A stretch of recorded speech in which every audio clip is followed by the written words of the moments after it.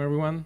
We have the pleasure today to have Monika Lendl to give the talk on her work on exoplanet atmospheres. Lendl did her PhD 3 years ago, 4 years ago, 3 years and a half, something like that, in Geneva. And then she moved for 1 year to Liège in Belgium. And after that, she moved to Austria, Austrian Academy of Science, where she's currently. And yeah, and she came a bit earlier this week because we are hosting a CHEOPS meeting starting tomorrow. So we're very grateful that she spent a couple of extra days to give us this talk and present her work. So she will be around this afternoon and tomorrow morning at the AEC and then in La Laguna, so in case you want to discuss with her. So thank you.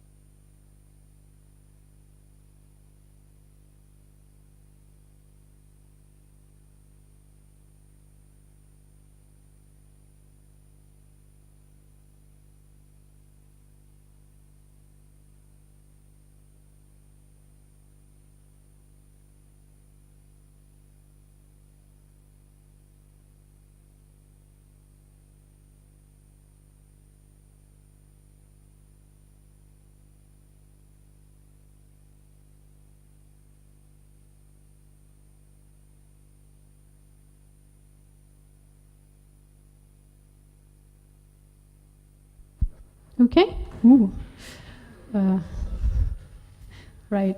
That's weird. Okay.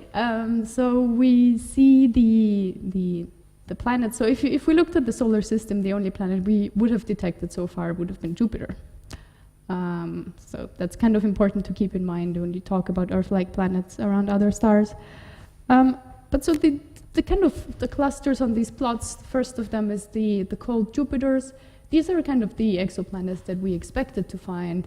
They are more or less like Jupiter, so massive, far out.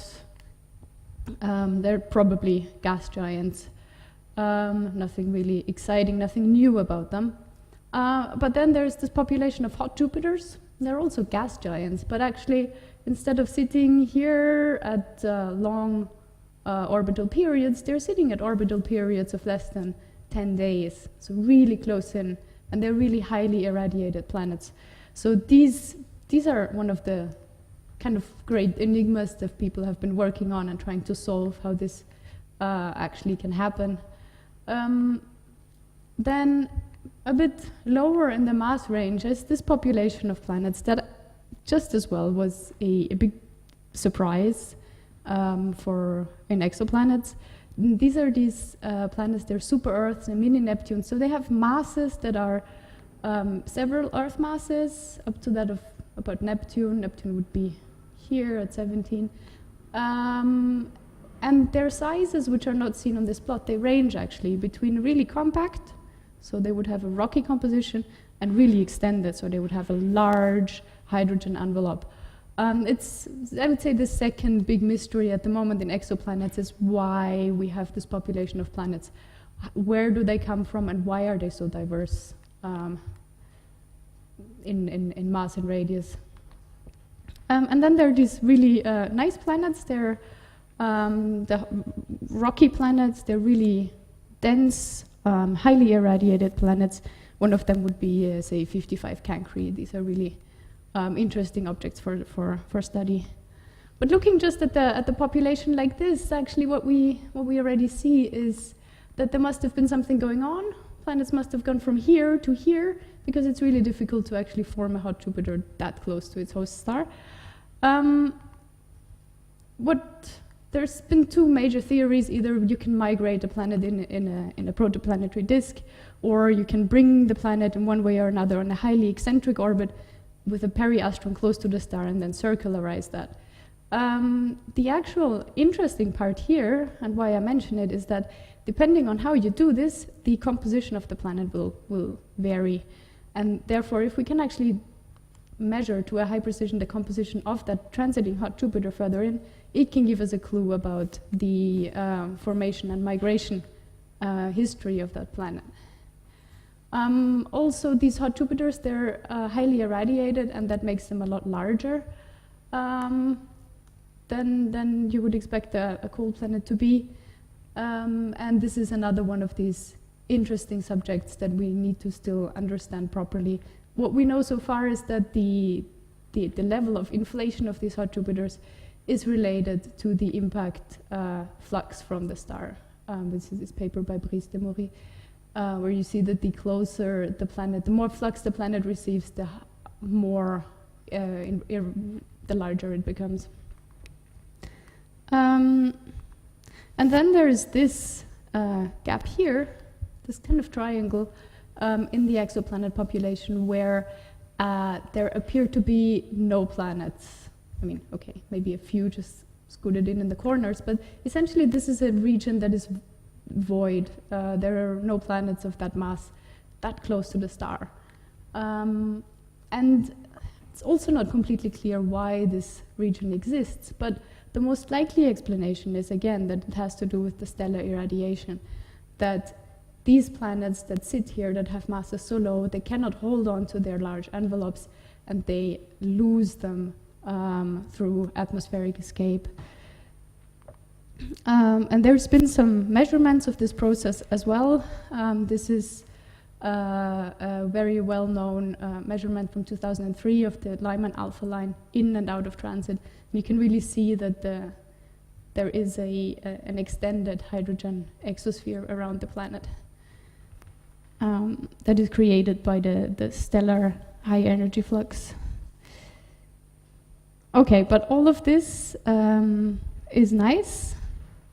But what I actually really want to show you today is how we can go and we look at these atmospheres of those closing planets and characterize them. For the solar system, characterizing planets is kind of easy. You kind of just go there and take some measurements. We have very nice atmospheric profiles. This temperature against altitude for Jupiter, Earth, and Venus. We know the composition of these atmospheres really well. All of this is fantastic. But could we do this for exoplanets? Do we actually have a chance of doing that? Well, I do think we can. And what we use is just these simple techniques of the transit. As the planet goes in front of the star, we have this flux drop here, and then when the planet would go behind the star, there would be another smaller flux drop that just eliminates the radiation from the planetary day side.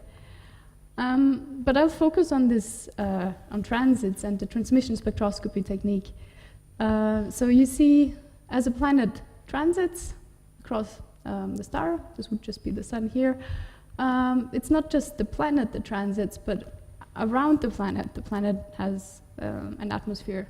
And as it transits, the light shines through the atmosphere, and the atmosphere imprints its absorption signature on the light.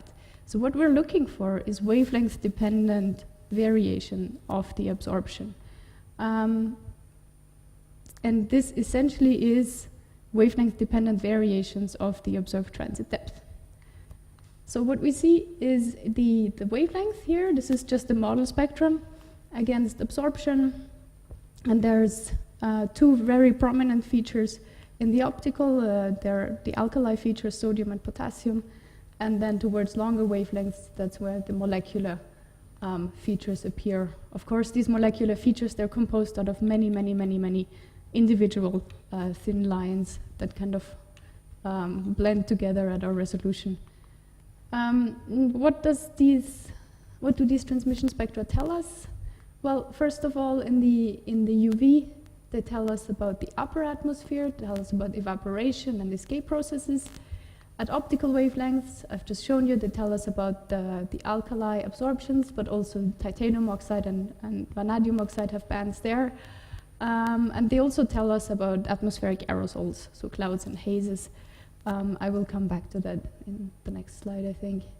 And then in the infrared, we have these molecular absorptions, and they tell us then about the carbon to oxygen abundance ratio and the chemistry actually going on in the atmosphere. So what are the best targets to study with this technique? And they are exactly these hot Jupiters, because they have extended atmospheres, they are highly irradiated, they're big planets, and they transit very often. They transit once every few days. So these are really the best targets, and these are the first targets that we have to study to get these techniques up and running. And this has been done. Let's just focus on this plot here. This is a very famous hot Jupiter transmission spectrum. This is HD 189733. And you can see here in blue, this is the predicted absorption. And then the measurements came in, and they're shown here in gray and in black. And you can see that actually they don't fall at all on that predicted spectrum. Actually, they're mainly flat with a slope. And then at the peak of the sodium lines, you can see some absorption. And the explanation for this is that there is an additional absorber present in the atmosphere of that planet in the form of aerosols. So aerosols is just particles suspended in the atmospheres like clouds and hazes. And this aerosol layer is quite high up in the atmosphere, and it just simply obstructs anything below from view, and therefore it creates this flattened transmission spectrum. So to summarize this point about clouds, hazes, and transmission spectra, these are model transmission spectra across the optical and then very near infrared wavelengths. And the red one is a clear atmosphere. This is what it would look like: prominent alkali feature, prominent molecular feature. The green one is an atmosphere with a cloud layer that has prominent, well, not so prominent molecular and alkali features, but it has kind of a flat slope, so actually no slope. And this means that the particles, the aerosol particles, are large, so that we don't have any Rayleigh effect in the scattering. They just have the same scattering behavior across the optical range. But then if the particles are small, we can actually see the slope that is shown here in blue. Again, the features are attenuated, but the slope indicates the size of the particle. And the extent to which these features are attenuated tells us the altitude of that aerosol layer. So I have to show these results because they have been quite fundamental in recent years. This is the paper by Singh 2016, where they put together a collection of transmission spectra observed mainly with HST, and they put them on the same scale here, so the features kind of correspond to each other in atmospheric scale height. And what you can see is that some of these planets appear to have really clear features, like here a very prominent sodium feature, but other planets, they appear more cloudy, the features are suppressed, and then some more planets, they appear to have these really pronounced slopes, like HD 189 or HAT-P 12. And actually, as you can see, I put some arrows to some of them because it's often really not clear if there's one aerosol component that just creates a very specific signature. Or here, for example, for WASP 31, there is an aerosol, a cloud component, large particles that gives a flat spectrum, and then at short wavelengths there's a peak up. So the explanation for this would be a cloud, and then above the cloud a thinner haze that adds this. Also, it's quite tough to really evaluate the extent of suppression of these features because, of course, the amplitude of these absorption features depends on the abundance of that specific molecule, which depends on the metallicity of the planetary atmosphere. So exoplanet spectra can be diverse, and clouds and hazes are really important factors in them that we need to understand better. I'm not going to go too much into this. The essential message is that we can constrain the particle by using condensation curves and temperature profiles of the planet. So just which cloud formation, which particles that can form aerosols would be present at the altitude where we observe the cloud layer. So let's get to my work and the things I'm going to show you that we've been doing mainly from Chile, from ESO facilities. So there's two programs I'll be talking about. Mainly, I will be talking about my own program, which is called CHUI, for clouds, hazes, elements viewed in giant exoplanets. It took me quite some time to actually get this acronym working, because the instrument we're using is called FORCE. So we're using the FORCE to do the CHUI program. The idea here is to get a wide wavelength coverage, as wide as possible, to study the cloud occurrence and the cloud properties, so the altitude and the particle sizes for hot Jupiters. The friend of CHUI is the HARTS program. It's hot exoplanet atmospheres resolved with transit spectroscopy. It's a program that is conducted at HARPS, and what it does actually, it looks into the features, into the sodium feature. It just zooms in at high resolution to resolve these two peaks, and from that we can. This is a paper by Aurélien Wiedenbach on HD 189. You can measure actually the thermal profile of the upper atmosphere. So what we get together is the properties of the clouds and the properties of the upper atmospheres. So the CHUI program has been around for a surprising amount of time by now. We did some starting programs a few years ago from using FORCE, but also we got some time from Gemini GMOS, which is essentially just another multi-object spectrograph. And I'm going to be showing some results from these observations. And then more recently, we've been getting quite a bit of time on FORCE to continue the program. So the first result I'm going to show is one from FORCE. And the planet we studied was WASP 49. WASP 49 is one of these really low density planets sitting here just at the upper edge of that triangle. So it's one of those most inflated planets that is probably having quite a large evaporation going on from its atmosphere. And the wavelength range we covered was here, kind of the red part of the optical spectrum, covering the potassiums and the first water features. I'm not going to go too much into the techniques. Essentially, what you do is you observe throughout the transit and obtain many spectra of the target that is shown here in black and a number of reference stars. And then you just spin those spectra into slices of something like 10, 20 nanometers. And you treat each of these slices as photometric measurements and create light curves using relative photometry. And so those light curves we got out from these observations are shown here. This is the first, the second, and the third date. So the interesting thing here is that we didn't observe just once. We observed the same object in the same passband 3 times. Now there's a few things that you, as probably most of you are observers, will immediately notice. First of all, there's these horribly annoying systematic effects here. There's some more here.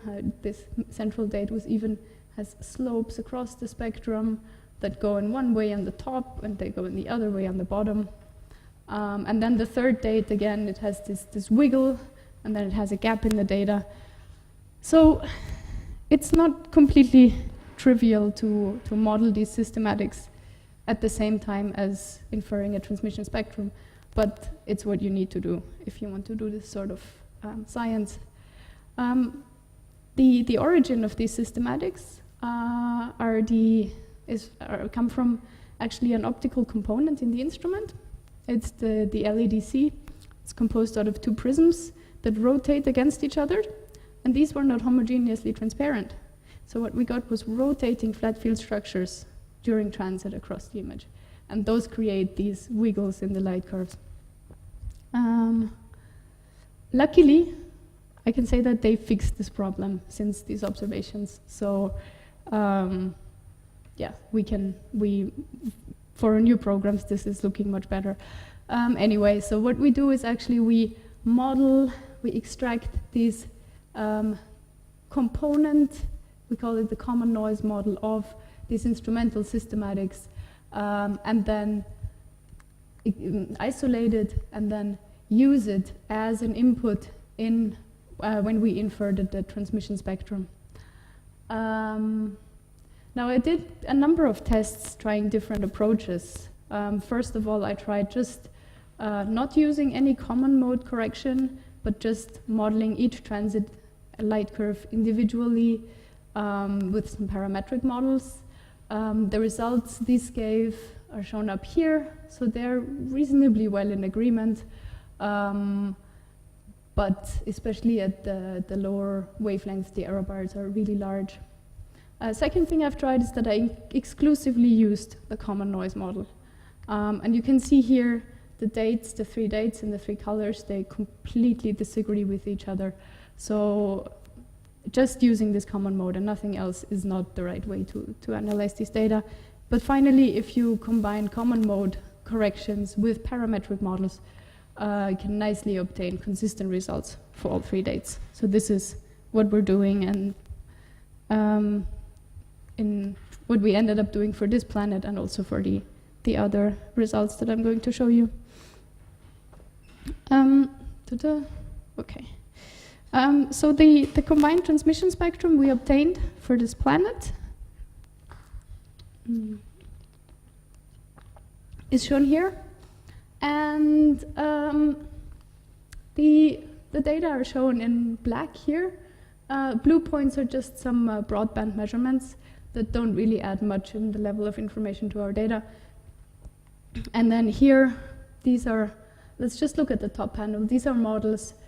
Blue is a clear atmosphere, and then pink here is with a low cloud, red is with a higher cloud, and then there is a gray dashed line that is with an extremely high altitude cloud layer. And since we don't see any extra absorption in the potassium feature, we can say that this planet likely has some high altitude clouds above about 0.1 millibar altitude. We can't really say anything about the water because here at longer wavelengths, actually, our data are just not precise enough to make any statement. There is another work in progress that's in review with AppJ at the moment, and that's actually using the technique that I told you before, using the constraint on the cloud altitudes together with condensation curves for different candidate particles that form this haze to infer the cloud altitude. This is work by Patricio Cubillos, who is also in a postdoc in Graz. And essentially, the message here is that the cloud layer is here, again, it's quite high up in the atmosphere, but the actual extent and altitude depends on the metallicity, and so does the particle size, the particle identity, candidate particle. Yeah, there have been more measurements on WASP-49 now published as part of the HART survey. So this was these high-resolution observations from HARPS. And you can see those here. It's the WASP-49 is the red one, the red line, and you can see that even compared to HD189, they see very pronounced sodium features. So what this leads us to conclude about this planet is that it has a highly extended atmosphere with high altitude clouds, but even above the clouds, it's a bit like HD189, there is significant sodium absorption. And we're currently going through the exercise of modeling actually our transmission spectra and our high resolution transmission spectrum together to see how we can really constrain the planetary atmospheric properties from both these observations simultaneously. Okay.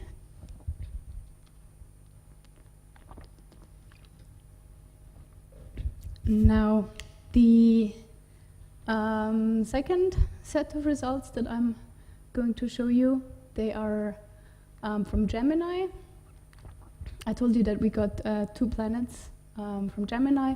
I'm going to show you results for one of them, WASP-103. Now, WASP-103 is one of the most irradiated planets known. If you just plot the planetary mass against period, it sits right here at the very left. So it has a period of less than a day actually, and it's quite massive. It has about 1.5 Jupiter masses. And we selected this target because there were some very interesting observations from John Southworth, 2014, that showed a very strong slope towards the blue from broadband photometry.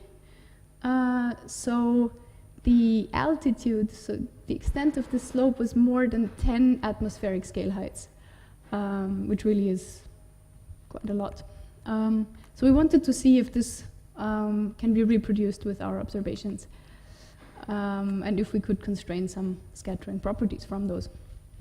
So what we did is we selected this broad wavelength range between about 500 and 950 nanometers.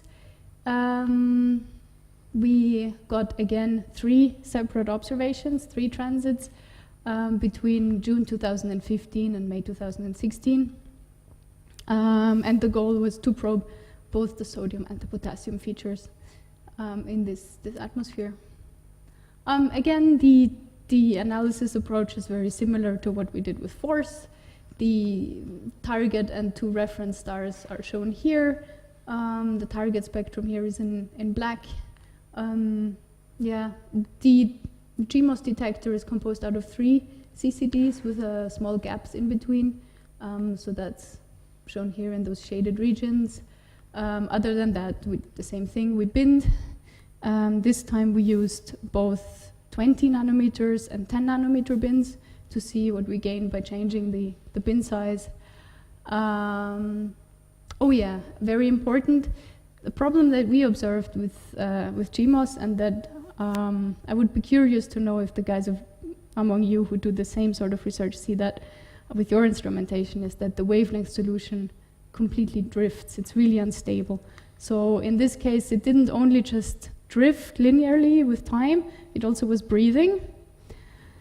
So, and it really affects your transmission spectrum. So it took me a lot of time and a lot of effort to, actually re-correlate every single spectrum against the other spectra of the same star and realigning them properly.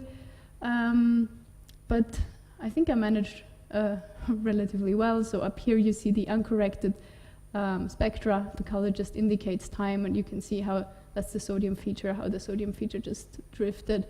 And down here, these are the corrected features after applying the corrected wavelength solution. This is what the light curves look like.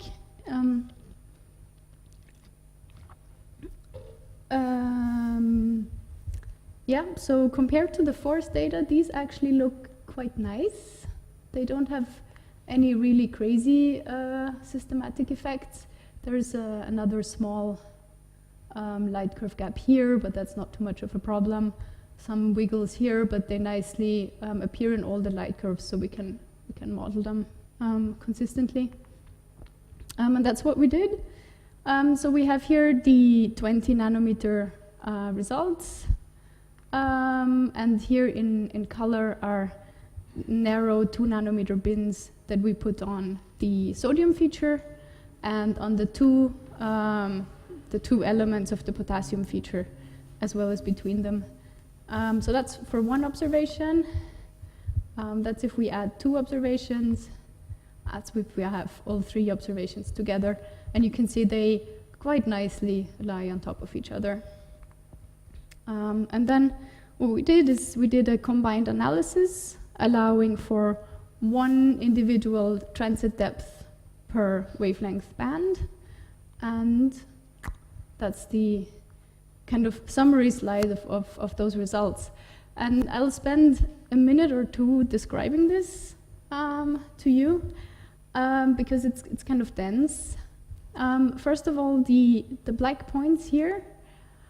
So these are the 20 nanometer bin size measurements. The orange or brown points here, these are the 10 nanometer bin size measurements, and you can see they are really nicely in agreement with each other. So no big surprise there. The pink ones here, this is zoomed on the sodium feature, and that's the potassium feature bins. So we do see some enhanced absorption in this center of these features. Now the data published by Southworth and collaborators, those are shown here. in blue.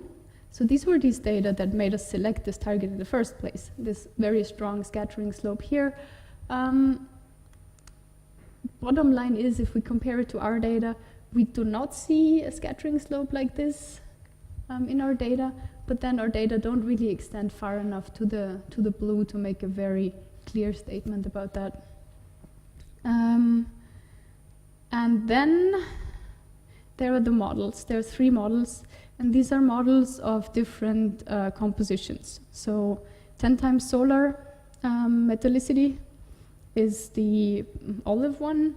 Then here the dark green one is the solar composition atmosphere, and then the green one here, the bright green one, is a subsolar composition atmosphere. And being very, very tentative, we can say that the 10 times solar composition model fits at least the red part here a little bit better, which is not too surprising if we think about it. And then finally down here, there's 2 slopes, and these are actually the effects of a possible contamination. So WASP 103 is not an isolated star, but it has a nearby neighbor that contaminates flux, and depending on the physical properties of that nearby contaminant, our transmission spectrum could be altered by a maximum of what is shown with the slope here. So, okay, I hope this made sense. Yeah, so there is an inherent uncertainty in the slope of this transmission spectrum that is represented by these 2 lines, by these 2 dotted lines here. Yeah, so let's zoom in on the alkali features for a second. The sodium feature here, blue is the 2 nanometer bin, and then we have a 5 and a 10 nanometer bin centered on the same feature. What's nice to see here is that actually, yes, we do see enhanced absorption if we take the narrow bin size. Similarly, for the potassium feature, these are the 2 bins, left and right components, as well as the longer, as well as the bin in between them, and the longer and larger bins. And again, what we see is that, yes, there appears to really be some enhanced absorption in the line course of the potassium feature. Now, if we would take this spectrum and just expand it towards the near infrared, what's nice to see is that the models of different compositions become more distinguishable, or at least the model of the subsolar metallicity composition becomes clearly distinguishable from the other 2. Just to guide your eye, the passband of HST observations is here in blue-gray, and the precision of these observations is indicated here with this little arrow bar. So HST should be able to really tell us something more about the atmospheric composition of WASP 103. Talking about HST, I'd just like to show you something encouraging. This is a very well-known transmission spectrum. This is WASP 31 that has been published by David Singh in 2014. It's this planet with a kind of a flat spectrum across most of the optical and a scattering slope at short wavelengths. Now, if we take these measurements and we plot them, just again, and here in terms of transit depth variation, and then we take our measurements from the ground and we put them on the same scale, what we can actually see is that our precision is compatible with that of HST. So we can do the same thing from the ground that we can do from space. And ground-based instrumentation certainly has a nice role to play in this type of science. Yeah, that's that. And there have been similar results. So if you're interested in being more convinced about the power of these ground-based instrumentation, low resolution transmission spectra results, I invite you to look at the results by Ilya Sedagati, Nikolai Nikolov, and quite a few other people working here who have really nice results from Kantekan. Yeah, so that brings me to my conclusions. First of all, low and high resolution transmission spectra are competitive to HST. I've already said that. We're now operating these two approaches together. We detected clouds on WASP-49 as well as sodium and potassium absorption features on WASP-103 that led us to conclude that WASP-103 likely has a clear atmosphere. We can constrain the cloud altitude and the thermal profile of individual planets, and it's not the end of the story. We got some more time approved from ESO in the coming semester, 2 more targets that we'll be monitoring in parallel with FORCE and with HARPS. And I just, 2 weeks ago, I came back from an observing run on Paranal where we observed another target, and actually tomorrow night, and then during another night in September, we'll have some more observations from Paranal. So that's that, and stay tuned, and I hope to be back here in a year or 2 and show you some more results from CHUI and transmission spectra. Thank you.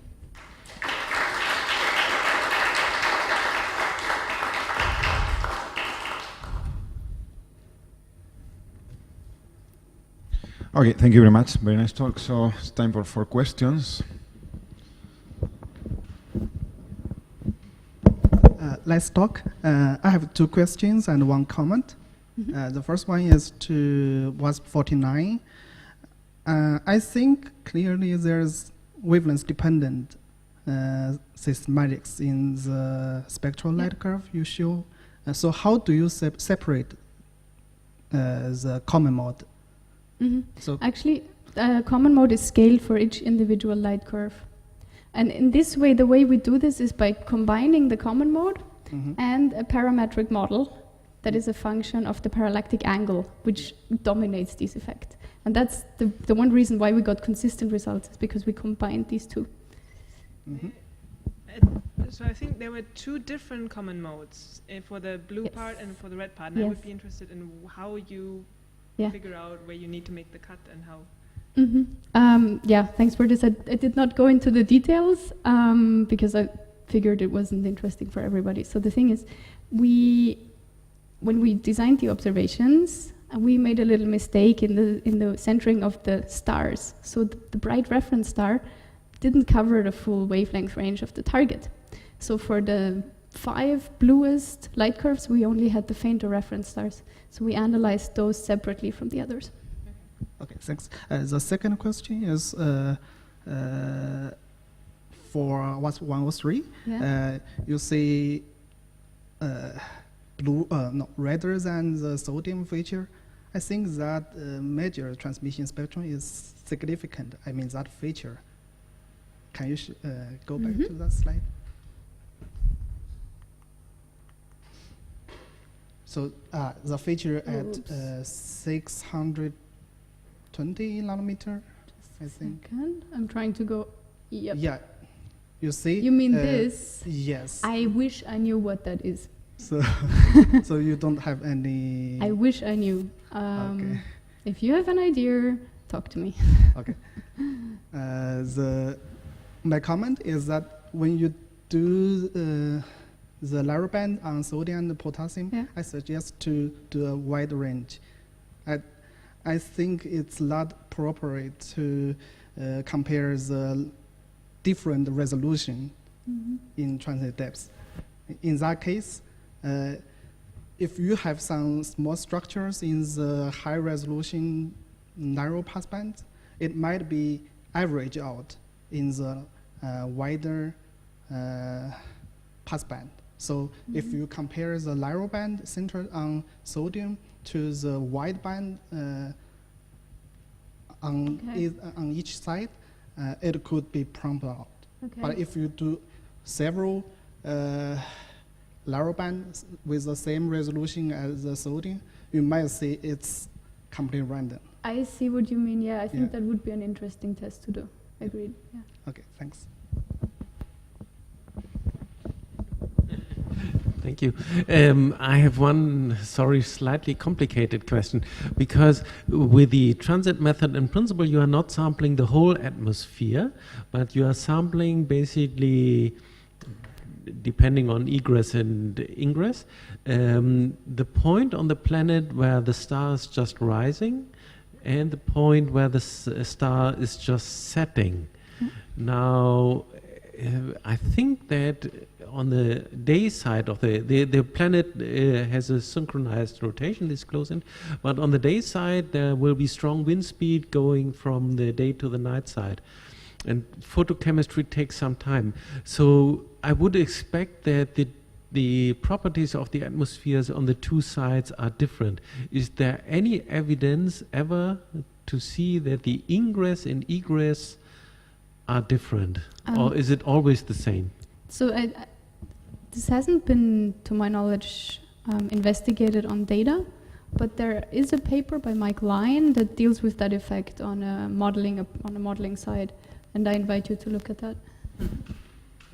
It's definitely a big simplification, assuming that the morning and the evening sides of the planets are the same, especially because we know that these hot Jupiters have these very pronounced winds.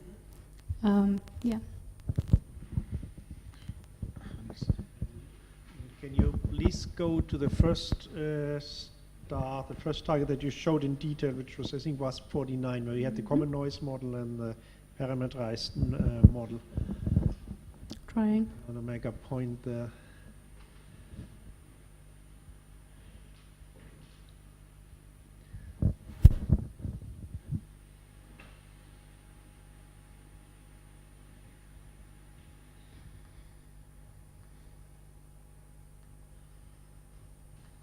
The previous one. Mm-hmm. This one, okay, this one, okay, and this one, yeah. This. Okay. Yeah. Next one again. Oh. What was that? Okay, it's going somewhere. I don't know where it's going. It's too slow. So maybe just get out of PowerPoint. Yeah. Get to it.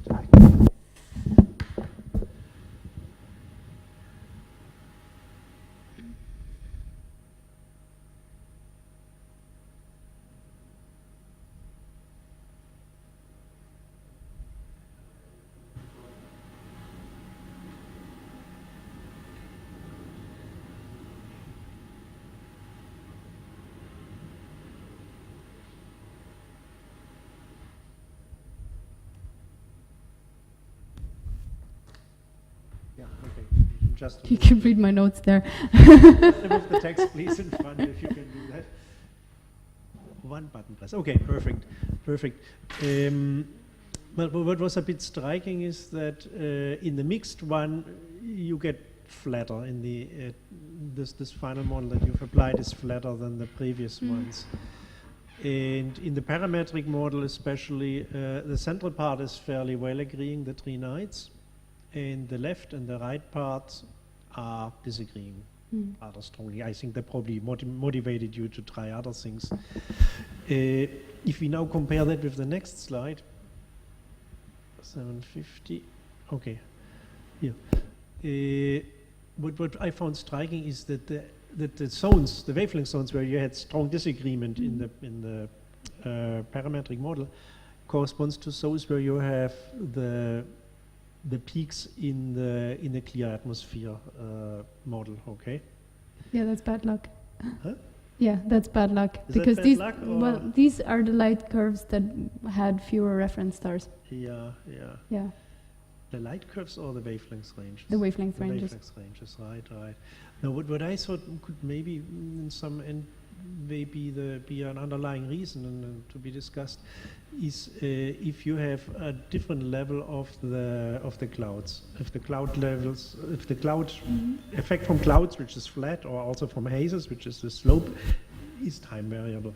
And then at some moment you see the clear atmosphere spectral peaks more, and in other moments you see them less. Whereas the areas where you don't have spectral features from the clear atmosphere, they will stay the same. They're not as affected by time variability of clouds and of hazes. And that just, if that could possibly be an explanation, and not that you yeah. that these So features vary in the end. Here, the first one or the uppermost one of these three. Here you have variation, then it agrees very well, and then to the right you have again variation, where you have the spectral features in the clear atmosphere. So it's correct. The underlying assumption that I've made and why I've selected this is that the planetary atmosphere is invariable. What these observations were actually obtained over 2 months only. So if the atmosphere is variable, this is a variability that is on time scales smaller than this. Yeah. May well be possible. Also, just to remind the last one, the VASP 103, southwards had this fairly strong haze slope, and your data didn't show that at all.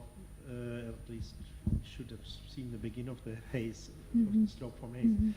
So that might also be a case where things really are changing in time. It might of course be that southwards had some measurement errors in the but this might also be an underlying issue that these things cannot be brought into the best agreement very often. It's tricky because at what point do you trust your systematic corrections more or that much that you actually conclude there has been a change between the two dates? It's difficult. Just to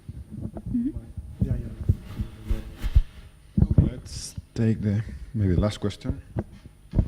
Yes, thanks for a nice talk. On this same spectrum, so the HARPS high resolution show the sodium lines, and in the force data you don't have them. If you bin them as you did with 2 microns bins, do you see these small features or not? So I didn't do that for those data. Or why don't you see them with the force no, data? I did actually, I did, and I saw nothing. Okay. I saw nothing, no. Is it because of systematics, or the HARPS are? They're not very precise, those data at that wavelength, and it's also not the sodium feature, it's the potassium feature. Oh, yeah. So sometimes, the sodium feature generally is the more pronounced one of the two. It was potassium. I think it's also a problem of the same variation. The resolution is same limited, so you have the changes of the... Yes. You cannot possibly go to the same resolution as HARPS. No, it was just a comment also on WASP 103. During the talk, I didn't understand the pinpoints, but then I understood when Go make the question that those were actually 2 nanometers, right? Yeah. Okay, then I think it's incorrect to show this narrow in comparison with the wide bands. And just comment that we also have about a dozen papers about this, if you want to comment this on other talks on the group. And when we been to such narrow resolutions, especially around the sodium doublet, the potassium doublet, sorry, if you have an incorrect wavelength solution, like you showed, this produces these spurious detections. So if you plot at the same small resolution a wider range, you can see whether you see a peak only on your lines or it's just noise around this area. Okay, so if there are no more questions, let's thank Monika again.